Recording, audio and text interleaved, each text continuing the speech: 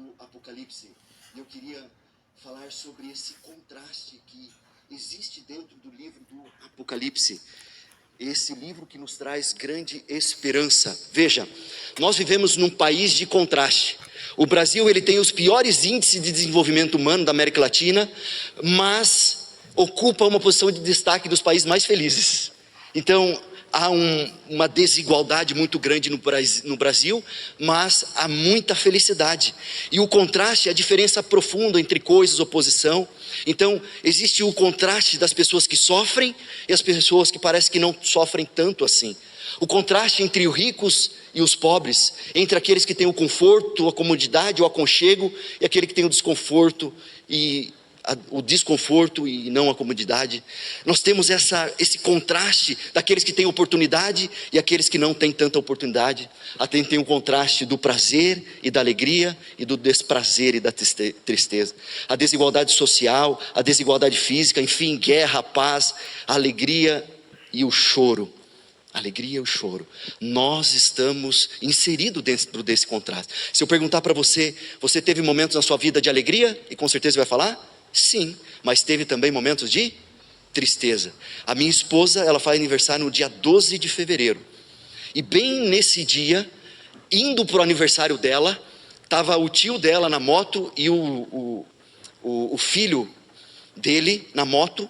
E eles foram fazer uma curva, ele caiu, bateu a cabeça no meio fio e faleceu. Bem no dia do aniversário dela. Então um dia que era de alegria, se tornou num dia de tristeza, e nós estamos inseridos, e o livro do Apocalipse nos apresenta esse contraste entre o bem e o mal, Deus e o diabo, luz e trevas, vida e morte, justos e ímpios, cordeiro e o dragão, salvação e destruição, selo de Deus, selo da besta, igreja verdadeira e a igreja falsa. E nós vamos ver todos esses assuntos durante essa semana, esse contraste que o livro do Apocalipse nos apresenta. Alguns têm medo do livro do Apocalipse, mas você não precisa ter medo.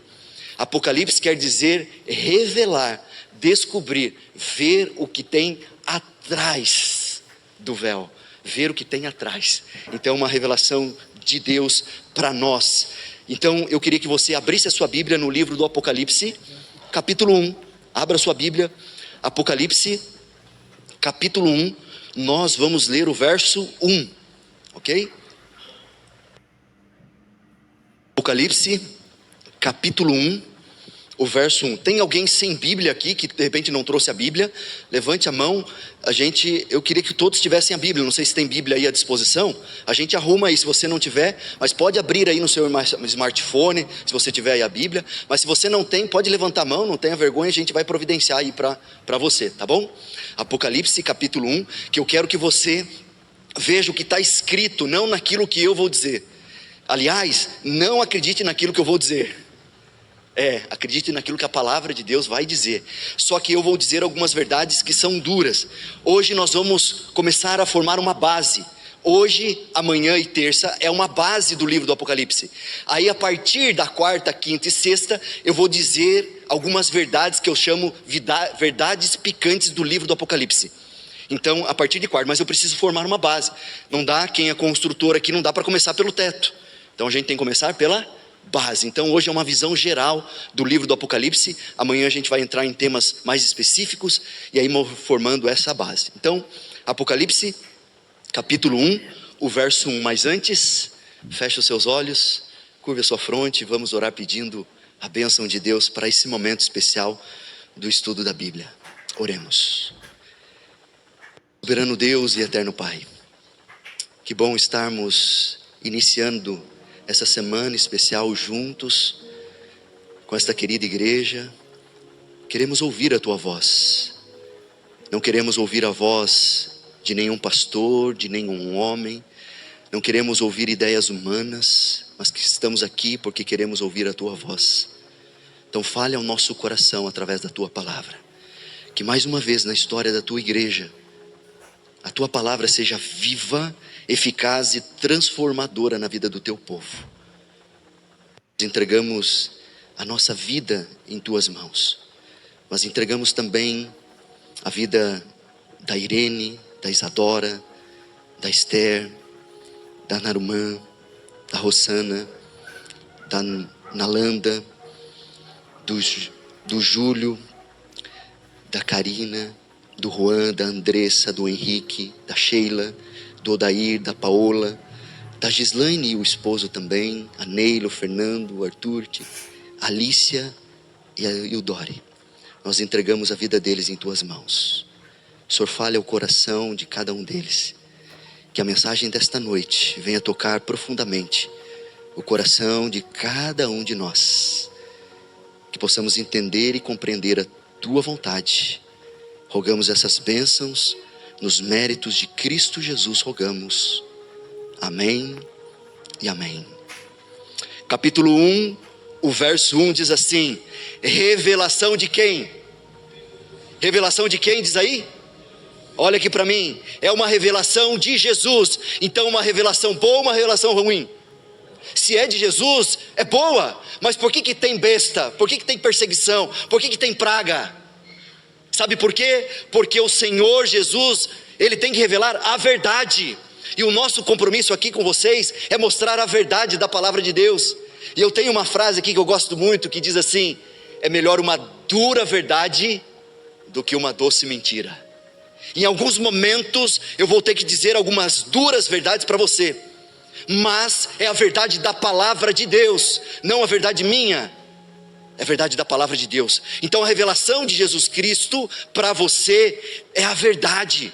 Então são coisas boas, não são coisas ruins, mas Ele precisa mostrar todas as coisas. Mas o livro do Apocalipse revela esperança. Então perceba, é uma revelação de Jesus. Então Jesus é a fonte, mas é uma revelação sobre Jesus. Ele também é o conteúdo do livro do Apocalipse. Ele é a fonte, mas também Ele é o conteúdo. Então, queridos, não tem como ser coisa ruim, é coisa boa. Então não precisa ter medo. Eu digo que o livro do Apocalipse é o livro dos vencedores, porque fala muito de vitória, fala muito dos vencedores. Então o livro do Apocalipse é uma revelação de Jesus, porque Ele é a fonte e Ele também é o conteúdo, e é uma revelação de vitória, uma revelação de esperança. Amém por isso, né? Mas o texto continua: revelação de Jesus Cristo, que Deus lhe deu para mostrar aos seus servos as coisas que em breve devem acontecer, e que Ele enviando por intermédio do seu anjo, notificou o seu servo João, o qual atestou a palavra de Deus e o testemunho de Jesus Cristo, quanto tudo o que viu. Veja, sabe por que algumas pessoas não entendem o livro do Apocalipse? Porque não são servos de Deus. Perceba que aqui é uma revelação de Jesus para os servos de Deus. Então algumas pessoas não entendem, têm dificuldade de entender o livro do Apocalipse, porque não são servos de Deus. O que é um servo? É aquele que se submete à vontade de Deus, aquele que se submete a fazer a vontade de Deus, a ordem de Deus. Então muitos querem conhecer o livro do Apocalipse, mas não se submetem à vontade de Deus. É por isso que não entendem o livro do Apocalipse. Então é para os servos de Deus, aqueles que estão prontos para ouvir a revelação de Deus. E pela graça de Deus você vai entender o livro do Apocalipse, porque você está aqui, porque você é um servo de Deus, amém? Você está se submetendo à vontade de Deus. Eu estou aqui para ouvir a verdade da palavra de Deus. Eu estou aqui para fazer a vontade de Deus. Então você vai compreender o livro do Apocalipse. É interessante que o propósito do livro do Apocalipse são 3 propósitos. Como diz aqui, primeiro propósito é para você conhecer o futuro, para você saber o futuro. E queridos, aquele que conhece o livro do Apocalipse, ele conhece o que vai acontecer no futuro. E aí esse é o primeiro propósito. Mas aí vem o segundo propósito: quando você conhece o futuro, você não tem medo do futuro. É o segundo propósito, para você não ter medo do futuro. E aí, se você não tem medo do futuro, você conhece o futuro, você não tem medo do futuro, você vive tranquilo no presente. Então esses são os 3 propósitos do livro do Apocalipse: para você conhecer o futuro, para você não ter medo do futuro, e para você viver tranquilo, em paz no presente. Esse é o propósito do livro do Apocalipse. Para você entender o livro do Apocalipse, você precisa ter uma visão correta, ou uma metodologia correta. Muitos dizem que tudo que está aqui no livro do Apocalipse aconteceu no passado. É uma visão preterista, e aí tem alguns problemas, não se encaixa algumas coisas. Alguns dizem que tudo que está aqui no livro do Apocalipse aconteceu no futuro. É uma visão, ou vai acontecer no futuro. É uma visão futurista, também tem alguns problemas. Eu gosto, e nós vamos ver durante essa semana, um autor que ele divide o livro do Apocalipse entre passado, presente e futuro. é uma visão historicista, é uma visão da história. Então, aqui está a visão. É interessante também notar que quem escreveu o livro do Apocalipse, alguém sabe? João. João escreveu o livro do Apocalipse, e ele estava na ilha de Patmos. Como a gente sabe? Se você for no capítulo 1, o verso 9, diz ali na segunda parte: achei-me na ilha chamada Patmos por causa da palavra de Deus e do testemunho de Jesus. Então ele estava preso ali nessa ilha rochosa, que era considerada uma ilha onde eram enviados esses presos políticos, e eles eram enviados para lá. E provavelmente João tinha que ficar quebrando pedras, eram cheios de pedras. Então João estava preso. E olha que coisa extraordinária isso. Presta atenção nisso. Olha que coisa extraordinária. Um lugar de prisão, um lugar de maldição, se tornou para João a porta de entrada para o céu. Amém por isso, queridos? Porque ele teve a visão do céu. Ele teve a visão do céu, do trono de Deus, aquilo que está revelado no livro do Apocalipse. E Deus, Ele é especialista em transformar maldições em grandes bênçãos. Quer ver uma coisa? Lembra lá no jardim do Éden? Deus disse: olha, não pode tocar do fruto. Se vocês pegarem o fruto, se vocês comerem do fruto, vocês vão o quê? Morrer, trazendo maldição, morte, pecado para toda a humanidade. E o que aconteceu? Eles comeram e trouxe pecado, maldição, morte para todos nós. Só que Deus transformou essa maldição numa grande bênção, de ter Jesus Cristo, o Cordeiro, morrido no nosso lugar. Amém por isso? Amém, amém por isso? Uma grande maldição se transformou numa grande bênção. E eu não sei se você sabia, mas a Bíblia fala de extraterrestres. Já ouviu? A gente tem uma onda aí de NASA e tal, estão mostrando comprovações, mas a Bíblia fala de extraterrestre. Seres, não como a mídia coloca, de cabeção, olhinho, seres de outros planetas que não pecaram, que estão acompanhando o desenrolar da história deste mundo. E tem uma autora norte-americana chamada Ellen White, que ela diz assim, que quando nós formos para o céu, esses seres de outros planetas, nós vamos visitar. E eles vão chegar para a gente assim: Pedro, conta para mim, fala para mim, qual é o sentimento, qual é a sensação de ter Deus morrido no seu lugar? Nós somos os únicos seres de todo o universo que podemos dizer: o meu Deus morreu no meu lugar. Nenhum outro ser pode afirmar isso. Uma grande maldição se transformou numa grande bênção. E multidões, seres celestiais vão se reunir, e nós vamos testemunhar daquilo que Cristo fez por nós na cruz do Calvário. Glória a Deus por isso, né? Uma grande maldição Deus transformou numa grande bênção. Ele é especialista. Será que eu estou falando para alguém que está nos acompanhando pela internet, ou que está aqui presente, que talvez tomou uma decisão errada na vida? Trouxe maldição, trouxe problema, trouxe discórdia. Queridos, confia no Senhor. Ele vai transformar essa maldição, essa má escolha sua, numa grande bênção para você mesmo. Basta apenas você confiar. Confia nele, entrega nas mãos dele e faça a vontade, porque ele é especialista em transformar maldições em grandes bênçãos. Agora, você disse que você quer ser feliz. Quer ser feliz, sim ou não? Sim. O que traz felicidade? Família traz felicidade, sim ou não? Mas pode trazer tristeza? Também. Dinheiro traz felicidade, sim ou não? Ficaram meio assim, né? Se não traz a sua felicidade, dá para mim que traz a minha, né? Mas dinheiro traz felicidade, mas pode trazer também o quê? Tristeza. Agora, se você sabe que algo, talvez uma casa, talvez uma viagem, talvez um móvel mais bonito, vai trazer felicidade para sua família, para sua esposa, para os seus filhos, você luta, você economiza, você faz o que for necessário para alcançar essa felicidade para sua família ou para você mesmo. É ou não é assim? A gente se esforça, a gente se dedica,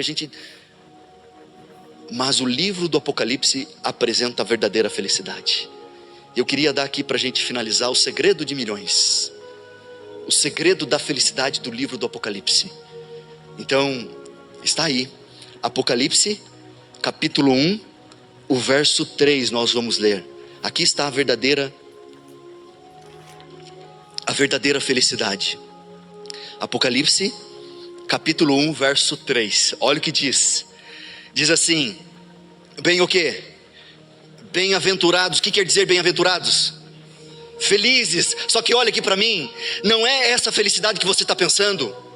Essa palavrinha aí em grego é a palavrinha makarios. Na época de João era uma palavrinha que era para descrever a felicidade dos deuses, a felicidade dos céus. É Deus dizendo para mim e para você: vocês estão buscando a felicidade que se corrompe, que se perde, que se destrói aí na terra? Eu estou oferecendo a vocês a felicidade dos deuses, a felicidade divina, a felicidade eterna. É isso que Deus está te oferecendo. Olha o que diz: bem-aventurado, feliz, essa felicidade dos deuses. Bem-aventurado aqueles que leem, aqueles que ouvem as palavras da profecia e guardam as coisas nela escrita, pois o tempo está o quê? Próximo.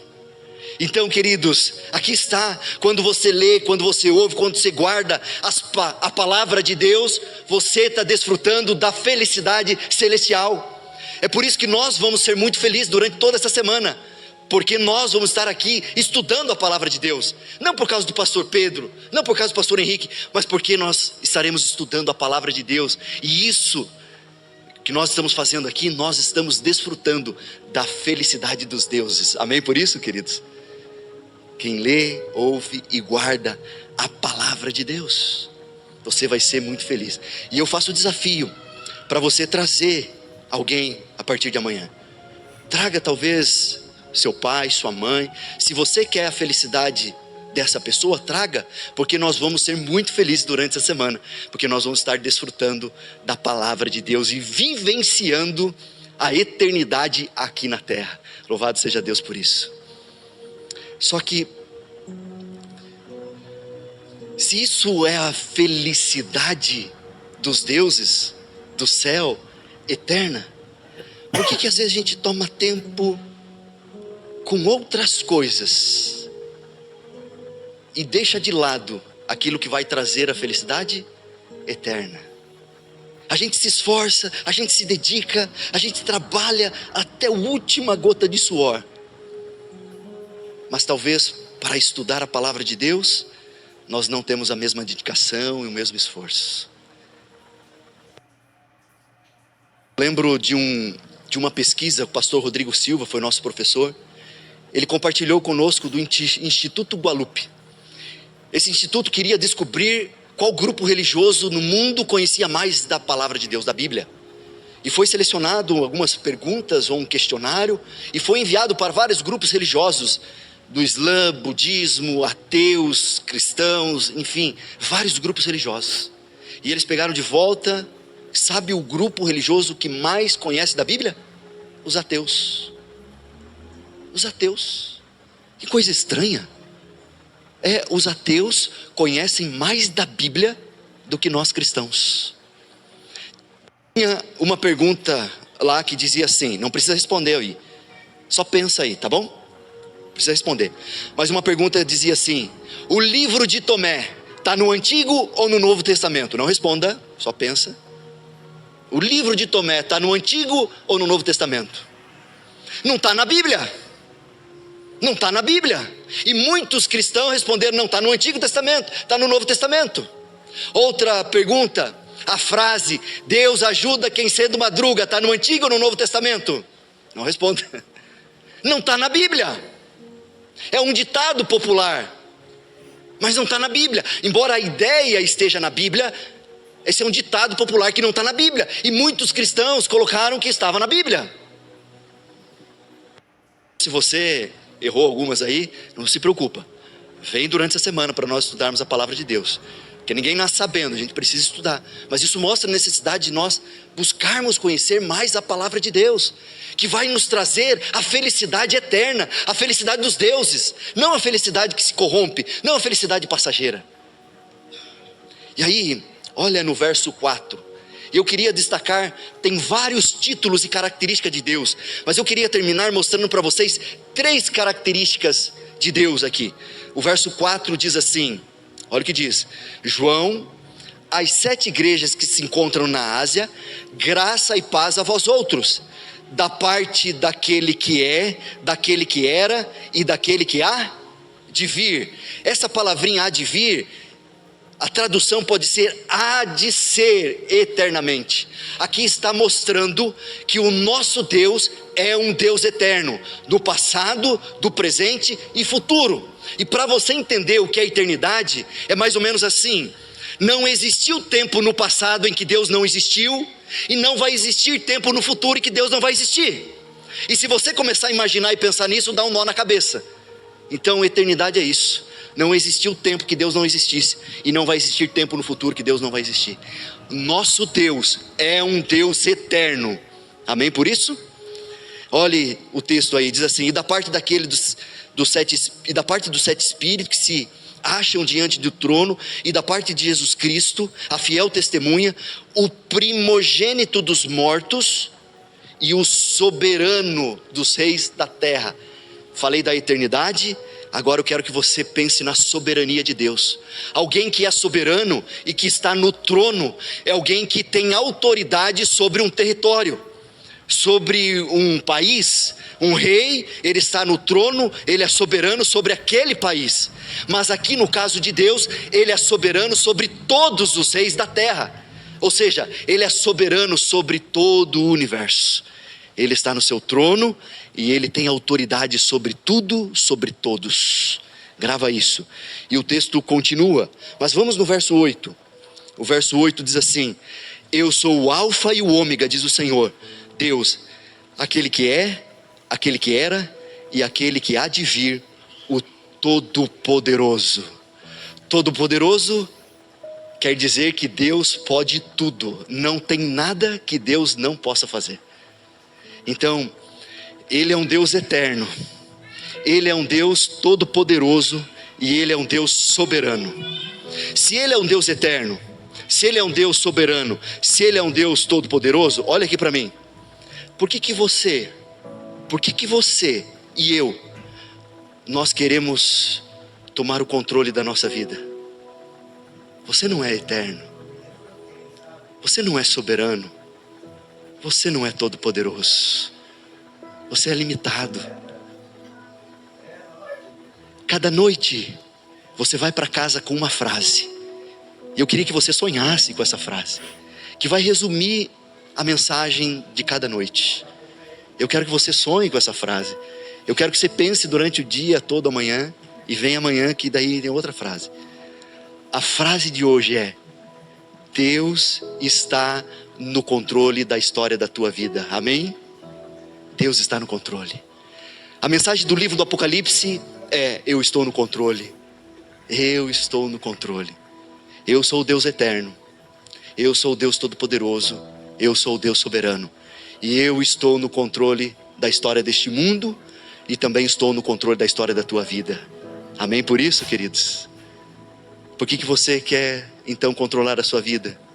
Se Ele está no controle de tudo, por que você não deixa Deus ser Deus na tua vida? Por que você não diz assim: eu quero confiar plenamente nesse Deus todo-poderoso, nesse Deus eterno, nesse Deus soberano? E quer saber mais? Ele conhece tudo sobre você, sabe tudo sobre você. Olha no capítulo 2, o verso 2. Capítulo 2, verso 2, ele diz assim: eu conheço as tuas obras. Essa palavrinha obras é o teu serviço, a tua ação, o teu labor, ou seja, o teu trabalho. Eu conheço o seu trabalho, eu sei onde você trabalha. O teu labor como a tua perseverança. E ele diz assim: lembra-te, pois, de onde caíste, arrepende-te e volta à prática das primeiras obras. Se você for no verso 9, ele diz assim: eu conheço a tua tribulação, a tua pobreza. Ele sabe o que você está passando, ele sabe do desafio. Essa palavrinha tribulação é prensar, ele sabe que você está pressionado, está prensado, está sofrendo. Ele sabe, ele conhece você. Se você for no capítulo 2 aí, agora no verso 13, ele diz assim: eu conheço o lugar em que tu habitas. Ele sabe onde você mora, ele sabe o seu trabalho, ele sabe o que você está fazendo, ele sabe onde você mora. Mas se você for no capítulo 2, o verso 19 agora, diz assim: eu conheço as tuas obras, o teu amor, a tua fé, o teu serviço, a tua perseverança e as tuas últimas obras.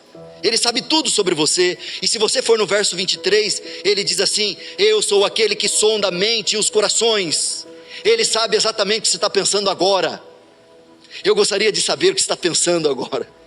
Eu gostaria, para poder apelar ao seu coração, para poder dizer algumas verdades, mas eu não consigo. Mas Deus sonda a sua mente e o seu coração.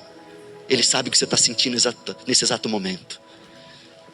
E aí vem o capítulo 3, o verso 1, a segunda parte diz assim: eu conheço as tuas obras, que tens nome de que vives, mas estás morto. Ah, queridos, Ele conhece você, você mesmo, você que perdeu a vontade de viver. Você está vivo aqui, está vindo à igreja, está indo para o trabalho, está em casa, mas está morto por dentro, perdeu a vontade de viver. Como Elias disse: já basta, não quero mais viver. Talvez por alguma decepção, talvez por algum problema, mas Deus está dizendo: eu conheço você, eu sei que você está passando. Não faça isso, não pense assim. Dá uma chance para Deus durante essa semana, porque Ele vai trazer vida e vida eterna para você. E sabe qual é a mensagem de Deus para você? Está aí no verso 8. Ele diz assim, capítulo 3, verso 8: eu conheço as tuas obras, e eis que tenho posto diante de ti uma porta aberta, a qual ninguém pode fechar, que tens pouca força. Ele sabe que você está sem força, mas Ele deixa a porta aberta, e ninguém pode fechar essa porta. É só você que pode entrar ou não. A porta está aberta e vai ficar aberta durante essa semana, para que você entre, para que você entre. E aí vem o verso 15: conheço as tuas obras, que nem és quente nem frio. E aí o apelo final diz assim, o verso 19 do capítulo 3: sê pois zeloso e arrepende-te, eis que estou à porta e bato. Se alguém ouviu a minha voz e abrir a porta, entrarei em sua casa e cearei com ele, e ele comigo. O meu apelo nesta noite é que você coloque a sua vida nas mãos desse Deus eterno, desse Deus soberano, desse Deus todo-poderoso. A mensagem do livro do Apocalipse é: Deus está no controle da história deste mundo. E eu queria que você gravasse essa frase: Deus está no controle da história da tua vida. Ele está no controle. Hoje nós vamos ver um exemplo disso. A pequena Larissa vai entregar a sua vida a Cristo Jesus, e o pastor Joedi vai ter o privilégio de batizar a pequena Larissa, a sua filha. E ela vai dizer nesta noite: eu quero entregar a minha vida a esse Deus eterno, a esse Deus todo-poderoso. E ela está dizendo assim: eu quero que esse Deus controle a minha vida. Que bênção, pastor Joedi. Deus seja louvado por esse privilégio e essa felicidade sua, da Denise, de batizar a própria filha. Deus seja louvado. Amém, pastor Pedro. A Larissa está dizendo hoje que Deus está controlando a vida dela.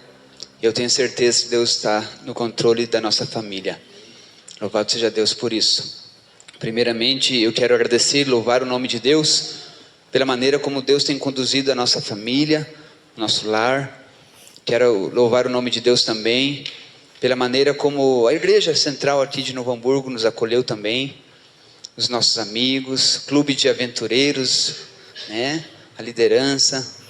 Pode aproximar aqui, meus pais também estão aqui juntos. O clube é um momento muito especial na nossa vida. Há 2 anos atrás, no batismo da primavera, nós tivemos a oportunidade de batizar a Sara aqui também. E agora, passados 2 anos, agora temos a oportunidade de batizar a Larissa.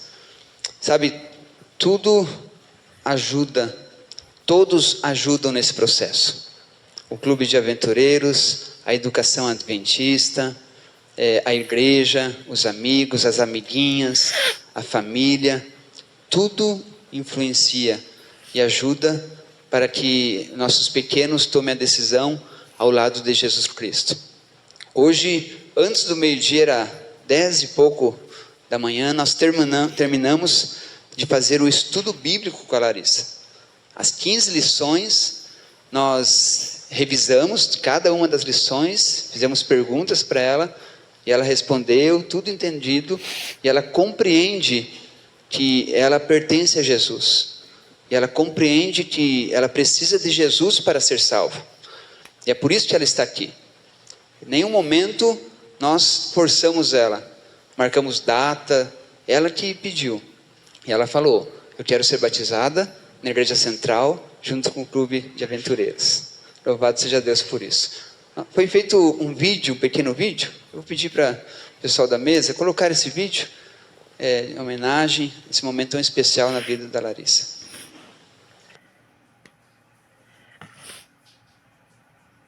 Som.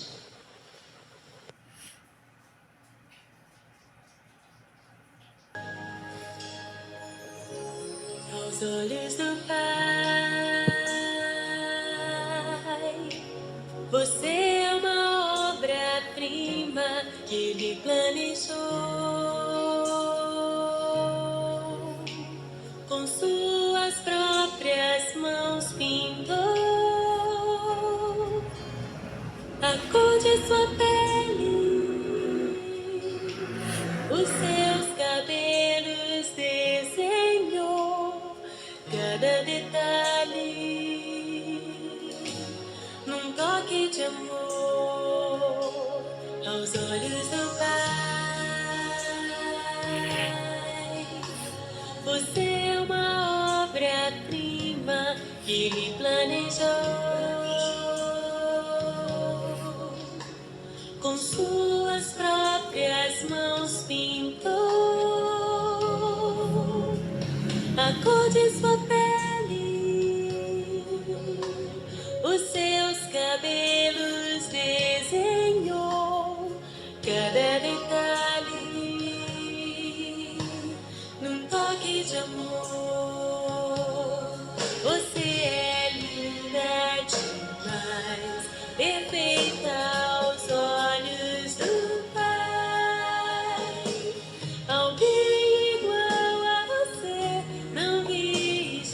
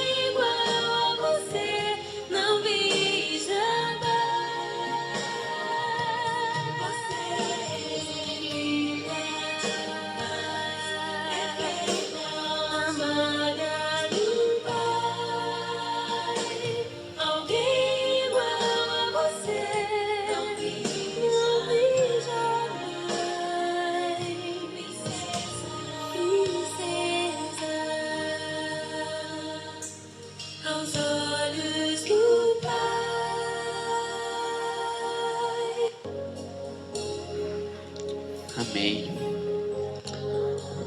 Larissa, fazer 3 perguntas para você aqui diante da igreja. Você aceita Jesus Cristo como seu Salvador? Sim, Você aceita a Bíblia como regra de fé, de conduta, para tudo na sua vida, em todas as decisões que você tomar na sua vida?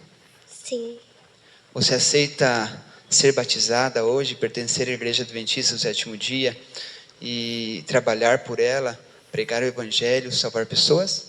sim. A igreja diz amém? Amém. Louvado seja Deus.